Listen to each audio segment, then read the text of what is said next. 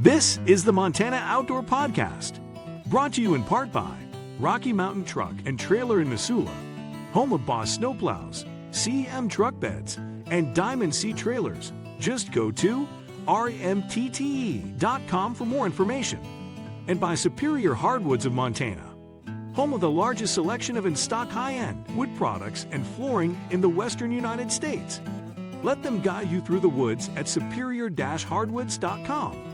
Now, get ready for more fascinating topics and the most interesting people you will ever find in Montana's great outdoors. We offer new podcasts most every Saturday. You can get a link to these podcasts by going to our website, montanooutdoor.com, or by going to our Facebook page, or just send an email to Downrigger at montanooutdoor.com and say send a link to my email. It's that simple. Now let's head out with your host, Downrigger Dale, and see what's going on in Montana's great outdoors. Thank you very much, Manny, and welcome to this special 4th of July episode. First off, I want to send heartfelt thanks to all of you active military members tuning in, and of course to all you veterans out there. Thank you for your service and for helping preserve the incredible freedoms that, of course, so many of us are celebrating this weekend, 4th of July weekend. Hard to believe, isn't it? Now, before we dive into today's episode, quick reminder, if you're enjoying the show, do me a favor, subscribe on our YouTube channel or wherever you get your podcasts. You'll find links in the podcast description for more info on everything that we talk about today, like we usually do. So this week is going to be a little different. No guests, no campfire sing-alongs or anything like that, just me and you. Now, why is that? Well, most of our podcast crew and regular guests are taking well-earned breathers with their family and friends, and I hope you are too. But we're not leaving you hanging, gang, because a lot is happening in Montana's outdoors. So today we're digging into the latest outdoor news, fishing reports from around the state, and we'll give you a sneak peek at some really fun episodes we've got coming up. Actually, maybe even kind of some weird ones. You'll get the point when I get to there. So let's get started. We're going to start first with some news. We start in eastern Montana. Makoshika, I always have a tough time with that name. Do you guys? Makoshika State Park in Dawson County was hit hard this week by a wildfire. Some rain helped slow it down, but the yurt and at least one restroom was lost, and much of the park remains closed. That's really a shame, isn't it? But anyway, the visitor center is still open, so if you're in the area, swing by for some local info. For updates, you can check the FWP Region 7's Facebook page, and they've been updating that on a pretty regular basis. Checking the Yellowstone River, frustrations are building on the Yellowstone. A longtime access point near Twin Bridges has been barricaded by BNSF Railway. This spot has been the go-to for floating, fishing, and even agate hunting for years.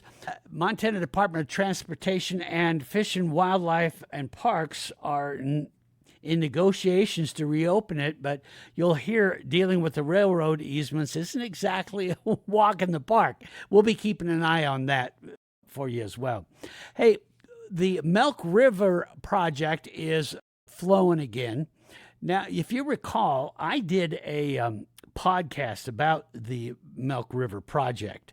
And when I had Jennifer Patrick on earlier this, it was about a month or so ago, she talked all about it and said that things would get flowing here soon. And thank goodness that they actually are. It's hard to believe that it's really been about a year, actually less than a year, and they've got water flowing. That took years to build. Now think about that. And they basically rebuilt the thing. And if you're not sure what I'm talking about, I'm going to put a link to that podcast with Jennifer Patrick. She is with the Milk River Project. And you can watch that, listen to that podcast, rather, that is just fascinating how that had been around since, I think it was conceived about 1905. I think they finished it in 1915, something like that, if my memory serves me right. And amazing how they put that together. What happened is the siphon, this is what moves the water across the St. Mary's River and gets it into the milk. Then it flows up through Canada and actually then comes back down into Montana, over in eastern Montana. I mean, basically what we're talking about, folks, is moving water across the divide. Just amazing that they did that so many years ago. And then to have the whole thing blow out when that siphon failed, it blew like a, what was it, about 50 foot deep, huge, and I'm talking huge hole, wide in the ground. And to take and repair all that, plus several other areas of it, I mean, we're talking miles and miles of this aqueduct, folks. It's just amazing what they able to do.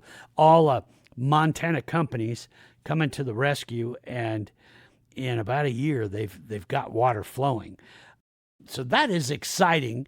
Now that water is, last I heard, it was flowing in across the U.S.-Canadian border, and it should be, I would say, in fact, even by now, I would say it's probably got to the Montana border and flowing back into Montana over there in eastern Montana.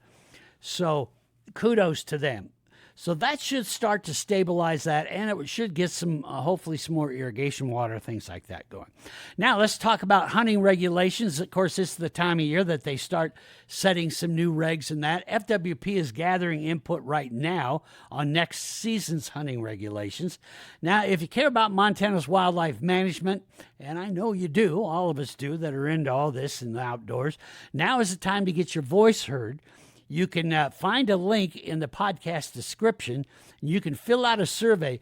They have been doing, live interactions with folks all around the state. A lot of you have emailed me on that and said, hey, I don't have time to go to those, but I still want to get my input on some of these regulation changes. That's where you can go to the link that I'm going to put in the podcast description and just fill it all out. And put in all your recommendations, all your thoughts in that, because that is vital. And now this survey isn't going to be able to give you to go on, but it will ask you a bunch of questions in that. So make sure you do it, because that has a huge influence on what Montana FWP puts together to present to the Fish and Wildlife Commission. And those recommendations, all that go with that. So the commissioners see all these different inputs, and that goes a long way with how they are going to decide how all this gets done. A lot of times I think folks think, well, the FWP decides all this. No, their main job is to gather a bunch of information from all of us, but also from biologists and people out in the field and all that too, that work with the FWP. But it's the Fish and Wildlife Commission that ends up deciding a whole bunch of this stuff. Again, get those surveys in to the FWP, okay? Now, let's talk about some hoot owl restrictions. I am imagining that we probably have other hoot owl restrictions going as I'm talking about it. Right now, in effect in parts of the Madison, Jefferson, and Sun Rivers, we have some hoot owl restrictions. If you're new to that term, it means no fishing from 2 p.m. to midnight. These rules protect fish during warm summer temperatures.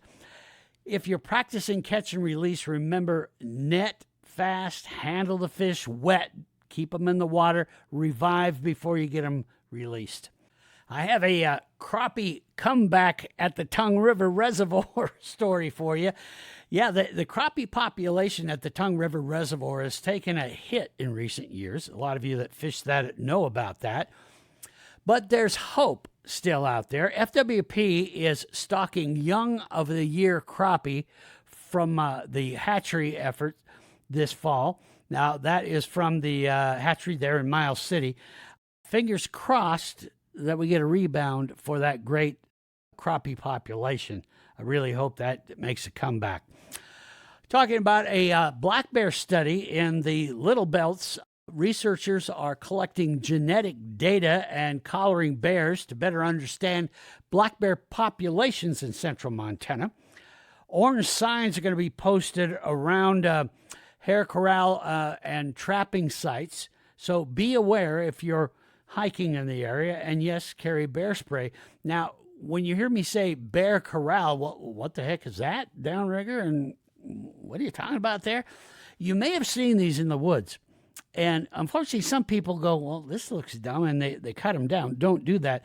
What they do is they put up these kind of barbed wire corrals, and they put them in areas where they know the bears are going back and forth. What it doesn't hurt the bears, but when they walk under it, it just pulls some of that hair off of them. And what that allows research to do is, nowadays, of course, with DNA and all that, they can get all kinds of information off the hair. And so this is going to go along with the studies. And of course, as I said, they will be trapping black bears too. So do look out for those signs. If you come across them, go around. Don't go through the areas. And since they will be doing some things to attract the bears, best to stay away from that area. And let's let them do that research and see what's going on with the black bear. So we have some good seasons for black bear up in the area. Now, we do have a new, speaking of FWP commission, we do have a new FWP commissioner in Region 1, Ian Wargo. He's from Kalispell, is the new commissioner for Northwest Montana. He's served on several advisory councils and brings an engineering background to the role. There's a link in the podcast description if you want to get more information and know him better. Here's a picture of him right there. You see him? Hey, Ian. Welcome, Ian, and so glad that you're a part of that, and hope you make some good decisions. But learning more about Ian, and we do love our commissioners. So that is a volunteer deal, and it does take them a lot of time. So just say thank you when you see some of them. Now, if you are someone who needs some hunter education certification, a lot of you have kids out there or grandkids, and you're saying, yeah, I guess it is time, isn't it? Often we get in this hot weather, 4th of July, we're having fun, and we forget, hunting season is not going to be that far away. What I always hate to hear about is when the youngins are ready to get out and start hunting, and they go, oh, heck, we haven't got our hunter's ed certificate, and especially for the very young ones that do not qualify for the online test, and all of them are full, and then they miss out and they can't hunt that year. So I've got a link down there in the podcast description. Go to that link, and that will show you. In fact, it's real simple. It'll allow you to put in where you're at, and then it will show you all the available hunter's ed classes in your area.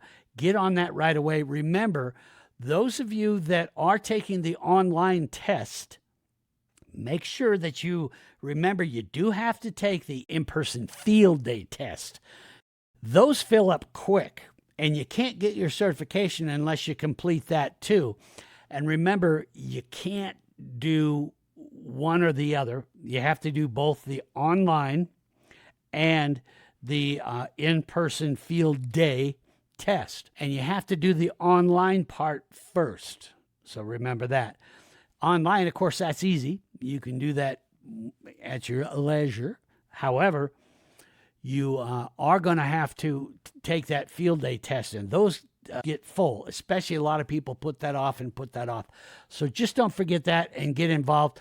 If you have the young ones that are around 10 years old and qualify for the apprentice program, I'll have links to all that so you can learn more about it. But let's get them out, get them hunting. Don't miss out on that. Now, let's get into some statewide fishing reports. But first, I want to take a quick little break here and talk about my friends from Superior Hardwoods of Montana. You've heard me talk about these folks a lot. We wouldn't have a podcast if it wasn't for them and our other sponsor, Rocky Mountain Truck and Trailer. But Folks, I mean what I say when I'm talking about these guys. They do amazing things with wood, especially the thing that I just am fascinated by that company is their reclaimed wood. And I'm talking, these are from granaries, from old factories, from homestead cabins, corrals, amazing wood. And what they do with it allows you to put something. Just listen to this. You know, they say they don't make them like they used to, but at Superior Hardwoods of Montana, that's kind of the whole point. This isn't just a lumber yard. We're talking about 11 acres of reclaimed wood. Wall paneling, flooring, trim, beams, slabs, you name it. Every single piece has a story behind it. Old barns, historic homesteads, long-forgotten factories. This wood has been places, and now it can be part of your story, too. Maybe you're building a home, remodeling a room, or just putting together that dream project you've had on the back burner. Superior Hardwoods of Montana can help bring it to life. They can even custom mill it to fit your exact vision because real craftsmanship never goes out of style. And here's the thing. You're not just getting character and beauty when you choose reclaimed wood. You're reclaiming American history. You're giving something old a brand new chapter with values that never go out of style. Reduce, reuse, recycle. Whether you're a contractor, a weekend DIYer, or someone who just loves a one-of-a-kind piece of wood, Superior Hardwoods is open to the public and ready to help. Exotic woods, live-edge slabs, pre-finished and unfinished flooring, it's all in stock and ready to go. Need help picking out the right material? Just ask. Their team has been doing it since 1977, and they know how to guide you through the woods, literally and figuratively. Swing by their beautiful showroom at 5120 Highway 93 South in Missoula, or check them out online at superior-hardwoods.com. I promise you, you'll leave inspired. That's Superior Hardwoods of Montana. Local, knowledgeable, family-run, and ready to help you build something that lasts. Let them help guide you through the woods at superior-hardwoods.com. Superior Hardwoods of Montana. Go see him. We are back here on the Montana Outdoor Podcast. Thanks so much for being with us. Thank you, Superior Hardwoods of Montana, for all you do. Let's get to what most of you really want to hear about, of course, and that's our fishing reports. And let me tell you, there's some exciting stuff happening on Montana's rivers and reservoirs right now. We're going to take a quick peek at the Yellowstone River. Despite runoff wrapping up early this year, the Yellowstone is fishing incredibly well. Salmon flies are pushing up into the park, but golden stones and yellow sallies are hot below Livingston. If you're heading out, try a chubby Chernobyl with a brown rubber leg dropper. Put about 3 feet below. That combo is producing big time from what the folks down in that area have been telling me about. Do have some fishing, of course, in Yellowstone National Park. Fantastic conditions in Lamar, Soda Butte, and Slough Creek right now. Avoid the Madison stretch. That is just too warm right now. Watch for gray drake, salmon flies, and terrestrials like beetles. Oh, and don't forget your bear spray in that area for sure, gang. Do not forget that. You're not in the mall out there for sure, and I don't want you to be mauled. Now, Upper Madison is dry fly heaven right now, or Lower Madison is still fishing pretty well with caddis and a few lingering salmon flies. Let's see, what would be some good recommendations? Take a look here. Oh, pair a chubby with a number 14 beadhead nymph or a 16 PMD. Yeah, hearing that's working really well. Check the Gallatin River. Great flows and aggressive fish. That's a good combo. Run a Paragon dropper under a chubby. Now be ready for quick strikes in that fast water. So no drifting off there. Checking Fort Peck Reservoir. Here's a name you will recognize if you're a regular podcast listener. Don Wilkins files a great report here. Walleye are hitting on weed lines using slow death rigs and crawlers. Northern's shallow. Spoons and cranks are the ticket there. Lakers are deep, 95 to 100 feet deep. And guess what, gang? He's been catching a few of those king salmon already. They're biting between 60 and 90 feet, he says.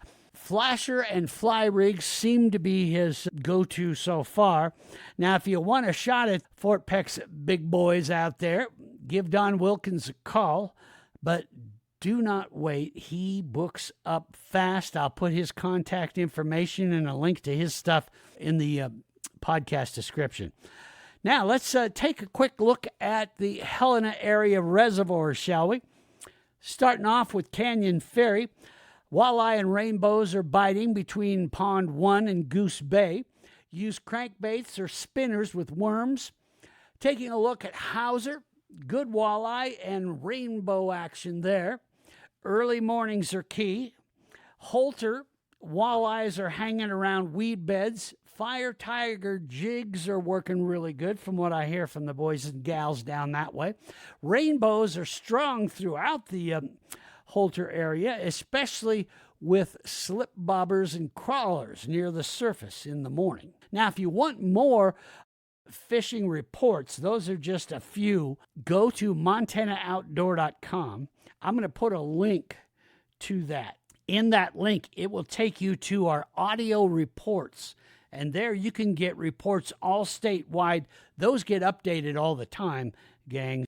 Check that out. That is a great resource. And what I love about that, I use it a lot myself. When you're out driving, you can be listening to those reports as you're driving along. So cool there. In our next segment coming up, I'm going to be looking for some ideas for upcoming shows, but I've got a few planned that I think you're really going to like. First, though, take a look at what my friends at Rocky Mountain Truck and Trailer are up to. They're up to some great stuff. They always are. Most of us here in Montana, we're always needing trailers where, for example, the damn lights to work on our trailers. Are you like me? I don't know what the hell I do to mine. I really don't. I can't get them to work. And then when I get everything working all right, for some reason, they're not working. Anyway, Rocky Mountain Truck and Trailer will get them working. I finally quit trying to do it myself. I took them out to there. Ever since they did mine, never have had a problem. Work every time, all the time. Simple things like that, but oh, they do so much more. Especially if you got some acreage out there, you want to get a little work. Listen to this. Rocky Mountain Truck and Trailer. Truth is, the Montana Outdoor Podcast wouldn't exist without their incredible support. And if you've been enjoying these episodes each week, maybe it's time to support the folks who help make it happen. So here's the question. Do you need a trailer for work? For hauling gear to your next adventure? Or maybe a new truck bed to help keep your life organized, whether it's for work or play? Well then, go see the folks who already get what you're about. If you listen to this show, you've already got something in common with Rocky Mountain Truck and Trailer. Like you, they love the outdoors. They work hard, and they're dang good at what they do. Their job? Helping people like you get your work done faster so you can get back out in Montana's great outdoors. Rocky Mountain Truck and Trailer carries a full lineup of Diamond Sea trailers, gooseneck, equipment, dub trailers, well, you name it. Whether you're hauling a few supplies or towing the big stuff, Diamond Sea trailers are built to handle it all with reliability and ease. They also carry CM truck beds, the strongest, most durable truck beds around. Plus, they service everything they sell. Need your trailer rewired so the lights work the way they're supposed to? They'll take care of that too. Got a new truck? They'll get you set up with the accessories you need, installed and ready to roll. And don't wait until the last minute to schedule your trailer service. Do that ahead of time so your gear's ready to go when you are. They also stock a huge selection of parts for Boss snowplows, CM truck beds, and Diamond Sea trailers. And if it's not in stock, they'll find it. Need financing? Well, they've got you covered there, too. Need a gooseneck or fifth wheel hitch for that rodeo trip or family outing to the great outdoors? Yep, they install those too. Rocky Mountain Truck and Trailer. They're in Missoula at 5680 Expressway. You can call them at 406-549-4243 or check them out online at rmtte.com. That's Rocky Mountain Truck and Trailer, rmtte.com. Now let's get back to what Rocky Mountain Truck and Trailer helped create, the podcast. We are back here on the Montana Outdoor Podcast. Hey, thanks so much for coming along here on this abbreviated version of the Montana Outdoor Podcast, as all of the folks that helped me do this podcast are out taking 4th of July weekend off, and deservedly so. I'm kind of doing this on my own, flying solo, and I appreciate all of you coming along with me. I hope that you've enjoyed some of these news stories and fishing reports and all that. If you like that, I was thinking I might do some of these kind of episodes now and then just to bring you up to date, get you caught up on the latest news and that. Let me know. Downrigger at MontanaOutdoor.com. That's Downrigger at MontanaOutdoor.com. Shoot me an email. Let me know if you like this idea, if you like it but you'd rather somebody else does it, or something like that. I was thinking that might be kind of an interesting thing to do, but anyway. So speaking of things coming up on the Montana Outdoor Podcast, we've got some fun and, well, maybe a few quirky topics coming up. We're doing a strangest fish in Montana episode, if you will. Have you ever caught something odd? Snap a picture, email it to me, and we'll try to ID it for you and share the story. But what we've got coming up is a show with two of the top biologists. These are wildlife biologists. One covers the critters on the ground, the other, the ones that swim around in Montana's streams and rivers. They are out of the University of Montana. These are two really smart folks. And so what we're going to do is we're going to talk about Montana's rarest species, both on land and water. We're going to touch on a lot of the normal things. If you have questions you would like me to ask them of, hey, what is it with this thing or that? We're going to talk about things like populations, sport fish that most people target, a lot of the big game that we all like to hunt. And I'm going to go over with them what they're seeing, what they're hearing. They do a lot of studies and stuff for Montana and all over the place. But then I'm also going to get into maybe asking them, I get these emails and stuff from people and some blurry pictures.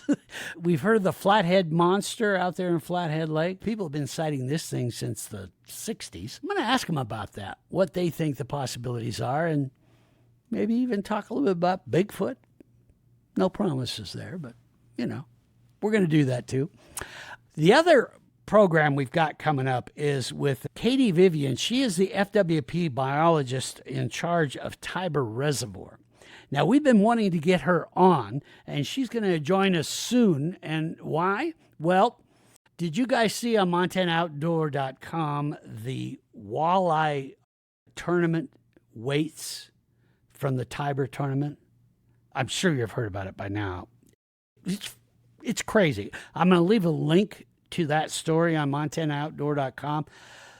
If I'm not mistaken, I think these are the biggest walleye tournament weights in the United States. If not, they got to be pretty dang close.